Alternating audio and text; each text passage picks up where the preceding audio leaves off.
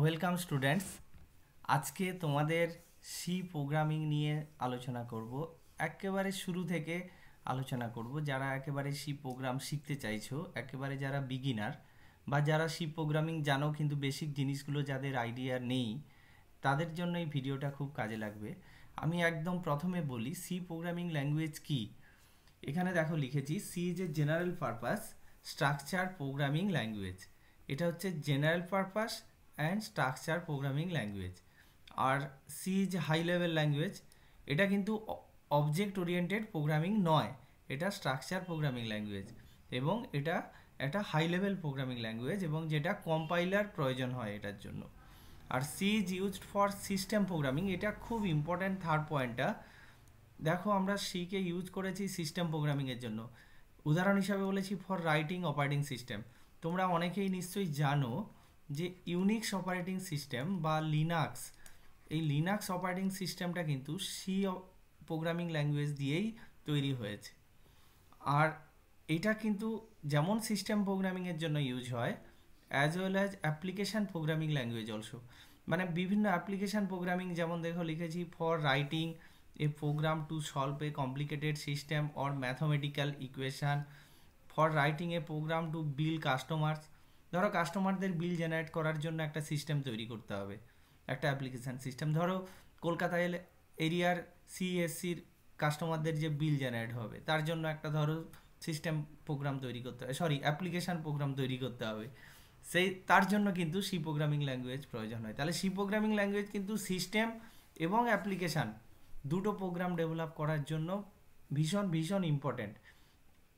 এবং C ল্যাঙ্গুয়েজকে mother language বলা হয়, তার কারণ এটা ধরে নেওয়া হয় যে সি প্রোগ্রামিং ল্যাঙ্গুয়েজ জানে সে বাকি ল্যাঙ্গুয়েজে প্রোগ্রামিং করতে পারবে। এটা দেখো আর কিছু পয়েন্ট আছে। দেখো it is relatively small instruction, এখানে কিছু কম ইনস্ট্রাকশান আছে, অনেক অন্যান্য প্রোগ্রামিং ল্যাঙ্গুয়েজের চেয়ে অনেক কম ইনস্ট্রাকশান সেট আছে।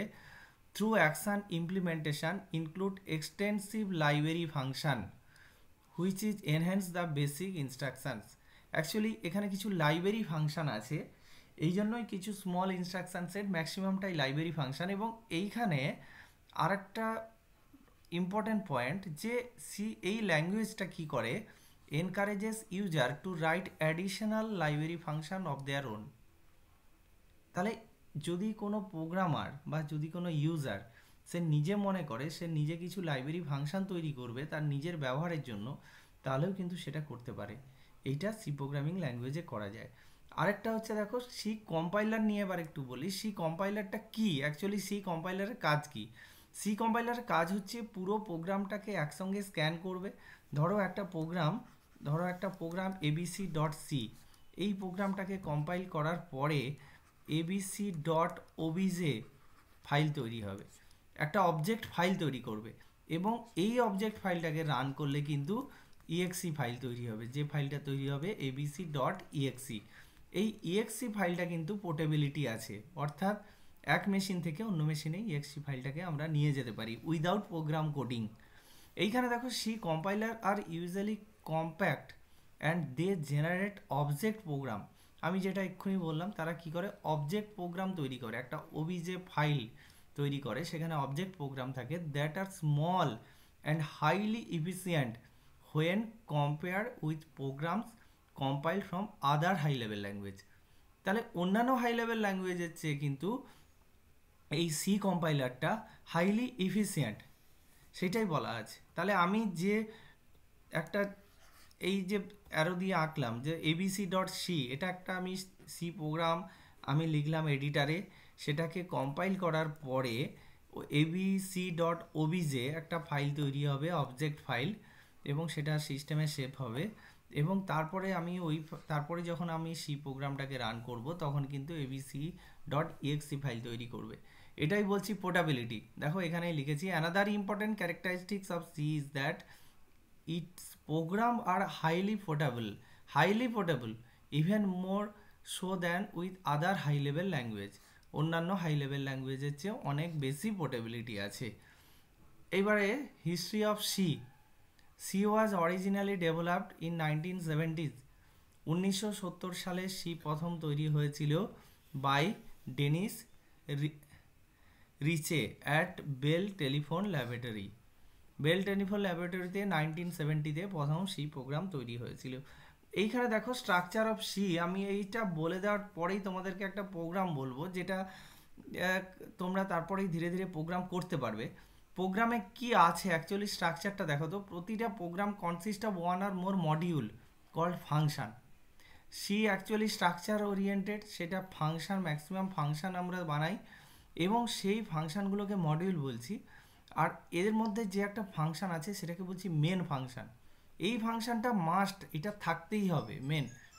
এই মেন ফাংশনের মধ্যে অন্যান্য ফাংশনগুলোকে কল করা যাবে, তখন কিন্তু অন্য ফাংশনগুলো এক্সিকিউট করবে। এইখানে দেখো, এইখানে the program will always begin by executing the main function. Program কিন্তু সবসময় মেন ফাংশন দিয়ে শুরু হবে। এইখানে দেখো program always begin by executing the main function. Main function দিয়ে শুরু হবে। The other function definition must be defined separately. অন্যান্য ফাংশন ডেফিনেশনগুলো আলাদা আলাদা করে ডিফাইন করতে হবে। তো এইখানে আমি অন্যান্য ফাংশানে যাওয়ার আগে, সেটা অনেক হয়তো 2-3টে ক্লাসের পরে অন্যান্য ফাংশন নিয়ে আলোচনা করব। আজকে মেন ফাংশন এবং সেটা নিয়ে কিভাবে প্রোগ্রাম লেখা যায় আমি সেটা আলোচনা করছি। এইখানে দেখো program to display your name. আমি ধরো একটা প্রোগ্রাম লিখতে চাইছি যেখানে তোমার নাম ডিসপ্লে করবে, তারপরে তুমি কোথায় বাস করো সেটা হয়তো ধরো ডিসপ্লে করবে। সেইটা ডিসপ্লে করতে গেলে আমাকে প্রোগ্রামটা কি লিখতে হবে? আমাকে প্রোগ্রামটা প্রথমে লিখতে হবে, দেখো যেভাবে লিখছি, হ্যাজ ইনক্লুড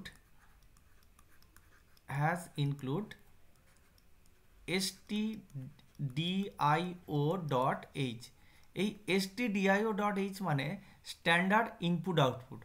অর্থাৎ ইনপুট আউটপুট যে স্ট্যান্ডার্ড লাইব্রেরিগুলো আছে, যে ফাংশানগুলো আছে, সেইগুলো কিন্তু এই ফাইলের মধ্যে stdio.h এর মধ্যে সেগুলোকে ডিফাইন করে দেওয়া আছে।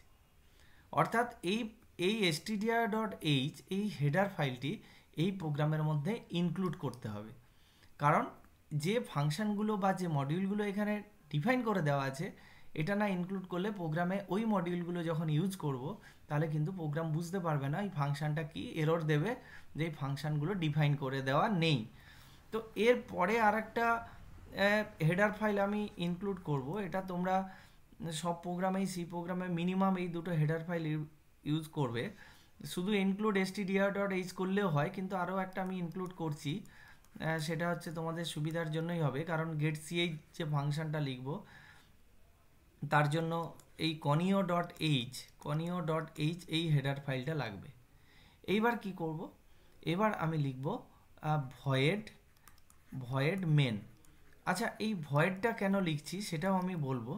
এবার ধরো, এবার বলেছি যে আমার কি ডিসপ্লে করবে, ইওর নেম আর অ্যাড্রেস। আমি ধরলাম নেম আর অ্যাড্রেস। তাহলে এর মধ্যে আমি লিখছি প্রিন্টএফ। এই ফাংশনটা কিন্তু ডিসপ্লে করার জন্য এর মধ্যে যে আর্গুমেন্টটা দেব, যেটা ডিসপ্লে করবে, সেটা কিন্তু ডবল কোড। আমি লিখলাম ধরো ডবল কোডের মধ্যে মাই নেম ইজ। আমি এটা ক্যাপিটাল লিখলাম। হ্যাঁ, তোমাদেরকে একটা কথা বলা হয়নি যে সি প্রোগ্রামিং ল্যাঙ্গুয়েজ কিন্তু কেস সেন্সিটিভ। অর্থাৎ এখানে ম্যাক্সিমাম কিন্তু লোয়ার কেসে লেখা হয়, আপার কেসে নয়। তো আমি এখানে যেটা আপার কেসে লিখলাম, যেটা আপার কেসে লিখলাম তোমাদেরকে বোঝানোর জন্য যে এই যে ডবল ইনভাইট কমার মধ্যে সি প্রোগ্রামিং ল্যাঙ্গুয়েজে যেটা আমরা লিখব, এইটা কিন্তু প্রিন্ট হবে, অর্থাৎ ইউজারের ডিসপ্লে করার জন্য স্ক্রিনে এটা ডিসপ্লে হবে, মাই নেম ইজ। আর এই যে ব্যাকস্ল্যাশ এনটা লিখলাম, এটা কিন্তু দেখো এনটা কিন্তু স্মল ক্যাপে স্মলে লিখেছি। তার কারণ এই ব্যাকস্ল্যাশ এনটা কিন্তু নিউ লাইনের জন্য ইউজ হবে। এটা ফর নিউ লাইনের জন্য ইউজ হবে। এরপরে লিখছি, দেখো আর একটা ফাংশন লিখছি প্রিন্টএফ। এবারে নাম বলেছে, ধরো মাই নেম ইজ, আমি নিচে লিখলাম, নিউ লাইন এলো, নিচের লাইনে দেখাবে। এই নিউ লাইন যদি না দিই তাহলে কিন্তু একই সঙ্গে দেখিয়ে দেবে, একই সঙ্গে ডিসপ্লে হবে। যদিও আমি দুটো প্রিন্টএফ দেবো, কিন্তু এটা পাশাপাশি ডিসপ্লে করে দেবে। তো এরপরে দেখো আমি আরেকটা লাইন লিখছি, printf I live. In Kolkata, এইটা লিখলাম। দেখো এটা আর \n দিলাম না, কারণ এর পরে আমি আর কোনো লাইন লিখবো না, এই জন্য আমি \n দিলাম না। এইবারে দেখো এই প্রিন্টএফ ফাংশনটা লিখেছি, আমি একটা জিনিস, তুমি একটা জিনিস খেয়াল করবে, দেখো stdr.h, conio.h এবং মেন, এই জায়গাগুলোতে কিন্তু কোনো সেমিকোলন নেই, কিন্তু প্রত্যেকটা লাইনের শেষে আমি কিন্তু সেমিকোলন দিয়েছি। সেমিকোলন দেওয়া মানে বোঝায় এটা একটা স্টেটমেন্ট, এটা একটা স্টেটমেন্ট, সি এর একটা স্টেটমেন্ট যখন সেমিকোলন দিয়েই শেষ হবে, প্রত্যেকটা স্টেটমেন্ট সেমিকোলন দিয়ে শেষ হবে। এরপরে দেখো গেট সিএইচ ফাংশনটা আমি লিখেছি। এই গেট সিএইচ ফাংশনটা কি করবে, এই আউটপুটটাকে হল্ট করিয়ে দেবে। এনি কি প্রেস করলে তবেই এই আউটপুটটা স্ক্রিন থেকে সরে যাবে। আর গেট সিএইচ ফাংশনটা যদি না দিই তাহলে কিন্তু স্ক্রিনে আমি আউটপুট দেখতে পাবো না। সেই আউটপুটটা দেখার জন্য আমাকে উইন্ডোজে গিয়ে ওই অপশান আছে ওই এডিটারে, ওখানে উইন্ডোজে গিয়ে আউটপুট অপশান থেকে আউটপুট দেখে নিতে হবে। এই যে প্রোগ্রামটা লিখলাম, এইখানে দেখো এই ইনক্লুড stdr.h কেন ইউজ হয়েছে, এই যে প্রিন্টএফ ফাংশনগুলো ইউজ করেছি, এই প্রিন্টএফ যে লাইব্রেরি ফাংশনগুলো ইউজ করেছি, এটা কিন্তু stdio.h এর মধ্যে ডিফাইন করে দেওয়া আছে। অর্থাৎ প্রিন্টএফের কি কাজ যে ডিসপ্লে করা, সেটা কিন্তু ডিফাইন করে দেওয়া আছে stdr.h এর মধ্যে। এবারে দেখো হ্যাজ ইনক্লুড conio.h, conio.h এ সাধারণত আমরা দুটো ফাংশন ইউজ করি, আমি এখানে clr scrটা ইউজ করিনি, আমি জাস্ট গেট সিএইচ ইউজ করেছি। এই গেট সিএইচ ফাংশনটা কিন্তু conio.h এর মধ্যে ডিফাইন করে দেওয়া আছে। এই প্রোগ্রামটাকে আমি প্রথমে কম্পাইল করব, কম্পাইল করার পরে তারপরে রান করব।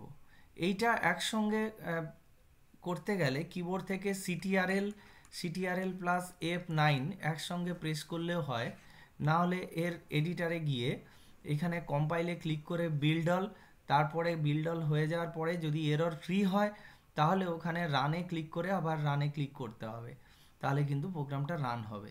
এবার সেটা কিভাবে হবে, কিভাবে কাজ করে, সেটা আমি পরের ভিডিওতে প্রোগ্রাম কিভাবে সি কাজ করে, আমি মেনলি টার্বোসি নিয়েই কথা বলবো, টার্বোসির সফটওয়্যারটা নিয়েই বলবো কিভাবে। অ্যাকচুয়ালি ওটাই হচ্ছে অরিজিনাল, ওটা যা সাপোর্ট করে সেটাই হচ্ছে অরিজিনাল, সি এর অরিজিনাল প্রোগ্রামিং সেখানে করা শেখা যায়। এখানে দেখো এই যে ভয়েড ভাষাটা দিয়েছি, এইটা নিয়ে আমি পরে আলোচনা করব। তোমরা এই জায়গাটা মনে রাখো যে ভয়েড মেন কেন দিয়েছি। অ্যাকচুয়ালি মেন ফাংশন আমি একটু আগেই বললাম, সি এর কম্পাইলার কিন্তু প্রোগ্রাম এক্সিকিউশন মেন থেকে শুরু হয়, তাই আমরা মেন দিয়েছি। এবার ভয়েড দিয়েছি কেন, অর্থাৎ সিস্টেমে কোনো ভয়েড মানে ফাঁকা, সিস্টেমে কোনো ভ্যালু রিটার্ন করবে না। এটা আমি ডিটেলসে আরও পরে আলোচনা করব, অনেকগুলো ক্লাস হবে সির, তাতে ধীরে ধীরে আলোচনা করব। এইখানের আউটপুটটা দেখো, এর আউটপুটটা এভাবে দেখিয়েছে, মাই নেম ইজ, আমি যেভাবে দিয়েছিলাম মাই নেম ইজ, প্রথম লাইন দিয়েছিলাম প্রিন্টএফের মধ্যে, এটা মাই নেম ইজ দেখিয়েছে, তারপরে দেখো মুকুট দেখিয়েছে এবং আই লিভ ইন কলকাতা পরের লাইন দিয়েছিলাম দেখিয়েছে। এখানে \n দিয়েছিলাম তাই এই নিউ লাইন এসছে, এখানে \n দিয়েছিলাম তাই এটা নিউ লাইন এসছে। এখানে আর কোনো নিউ লাইনের প্রয়োজন নেই, তাই আমি আর \n দিইনি। এইবারে দেখো এইটা গেল জাস্ট আমি ইনপুট, আমি আউটপুট কিভাবে দেখতে পেলাম, একটা আউটপুট ফাংশন।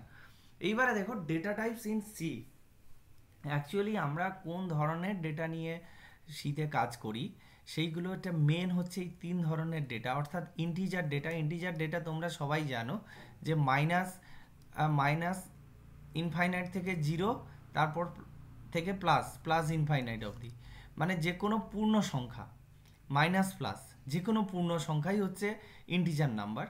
এই ইন্টিজার নাম্বারটা আমরা এখানে আইএনটি, এর কিওয়ার্ডটা হচ্ছে আইএনটি। সি এর টোটাল 32 কিওয়ার্ড আছে, আমি পরের ক্লাসগুলোতে পরপর আসবো। আজকে জাস্ট প্রোগ্রাম স্ট্রাকচার, অর্থাৎ প্রোগ্রাম একটা কিভাবে করবে আমি ঠিক সেটাই বলার চেষ্টা করছি। এবার ইন্টিজার আছে, এবার ফ্লোট আছে। এবার ফ্লোট আছে যেটা ফ্লোটিং পয়েন্ট, অর্থাৎ ফ্লোটিং পয়েন্ট মানে রিয়েল নাম্বার, ধরো 25.527 এই নাম্বারটা, এটা হচ্ছে ফ্লোটিং পয়েন্ট আছে, তার জন্য আমরা কিন্তু ফ্লোট ডেটা টাইপ ইউজ করব। আর ক্যারেক্টার মানে ধরো 2 single inverted comma, a single inverted comma, এইগুলো কিন্তু ক্যারেক্টার হিসাবে ইউজ হবে। যখন সিঙ্গেল ইনভাইট কমা দেবো তখন ক্যারেক্টার, যখন এ ডবল ইনভাইট কমা দেবো তখন এটা স্ট্রিং হিসাবে ব্যবহার হবে। কিন্তু সিতে অ্যাকচুয়ালি স্ট্রিং বলে কোনো ডেটা টাইপ নেই। সিতে শুধু ইন্টিজার, ফ্লোট এবং ক্যারেক্টার, এই 3 ধরনের ডেটা টাইপ আছে। এবং ইন্টিজারের লং ইন্টিজার, শর্ট ইন্টিজার আছে, আর ফ্লোটের ডবল আছে, আর ক্যারেক্টার আছে। আমি এই ইন্টিজার বা ডেটা টাইপ নিয়ে, শুধু ডেটা টাইপ নিয়ে আমি একটা ভিডিও করে দেবো। সেটাতে একেবারে ডিটেলস আমি বলে দেবো কোনটা স্টোরেজে কত বিট লাগে, কি ব্যাপার, ডিটেলসে আমি আলোচনা করব। আজকে দেখো শুধু প্রোগ্রাম, আর একটা প্রোগ্রাম লিখছি। এইখানে দেখো, এইটা জানতে গিয়ে আমাকে কিন্তু আর একটা কথা জানতে হবে যে আইডেন্টিফায়ার কাকে বলে। আইডেন্টিফায়ার আর দ্য নেমস, কাদের নাম, of variables, function, array, pointer, etcetera. এবার দেখো আমি এইখানে আজকে শুধু একটা কথাই বলবো, ভেরিয়েবল। ভেরিয়েবল কাকে বলে? Variable is a memory location. Variable হচ্ছে একটা মেমোরি লোকেশান যেখানে আমরা কোনো ভ্যালুকে স্টোর করতে পারি। ধরো আমি লিখলাম এ ইজিক্যাল টু 5। অ্যাকচুয়ালি এই যে কথাটা লিখেছি এ ইজিক্যাল টু 5, এটা একটা স্টেটমেন্ট লিখেছি, আমি সেমিকলন দিয়ে দিয়েছি, তাই এটা একটা স্টেটমেন্ট। এইখানে দেখো এটা কিন্তু ইকুয়াল সাইন নয়, এই সাইনটাকে আমরা বলি assignment operator. Assignment operator, assignment অপারেটরের কাজ কি? যে অ্যাসাইন করবে ভ্যালু, এবং এর অপারেটর প্রিসিডেন্ট অপারেটর, এই অপারেটরটা যেভাবে কাজ করে সেটা হচ্ছে রাইট টু লেফট,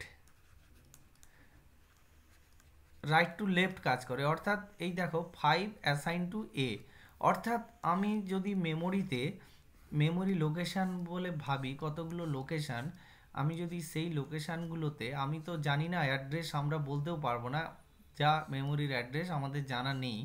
আমরা যখন প্রোগ্রামিংয়ের মধ্যে ধরো লিখলাম আইএনটি এ, এরকম একটা স্টেটমেন্ট লিখলাম, তখন মেমোরিতে একটা লোকেশান অ্যালোকেট হলো, সেই লোকেশানটার নাম ধরো এ হলো, এবং সেই লোকেশানটা কি করবে, ধরো এই লোকেশানটা, এটা শুধুমাত্র ইন্টিজার ডেটা ধরার জন্য বা ইন্টিজার ডেটা স্টোর করার জন্য এই লোকেশানটা ইউজ হলো।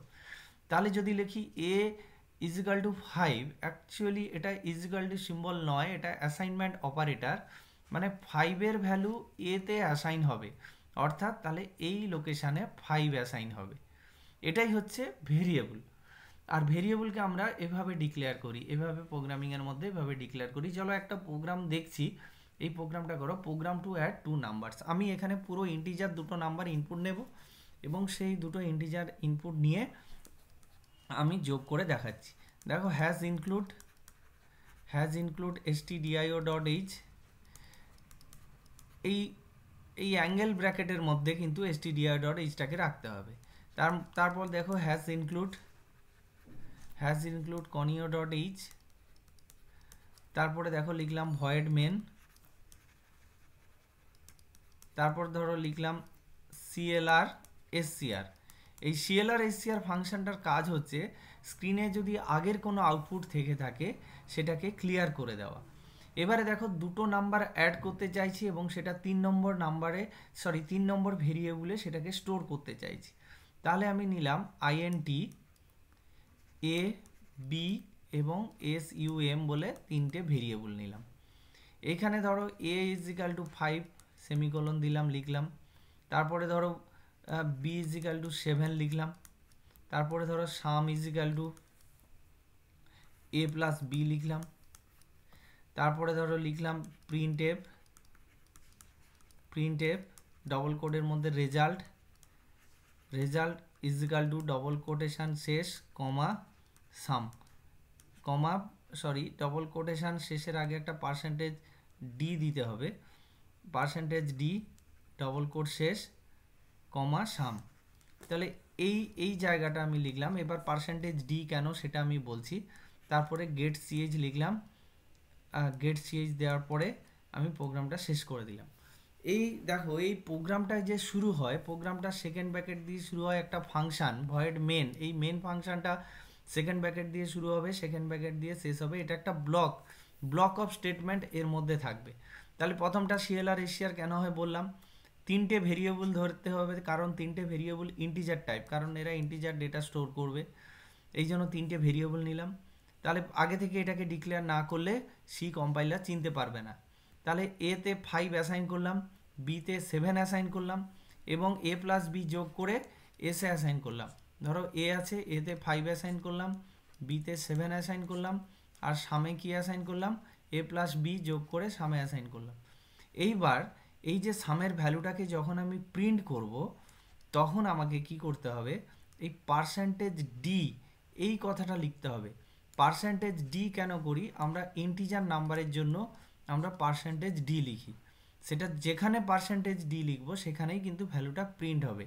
এই যে result is equal to percentage d double quote শেষ কমা তারপরে সাম, এই পার্সেন্টেজ ডিটাকে কিন্তু আমাকে এখানে দিতে হবে যে সামের ভ্যালুটা এখানে প্রিন্ট হবে।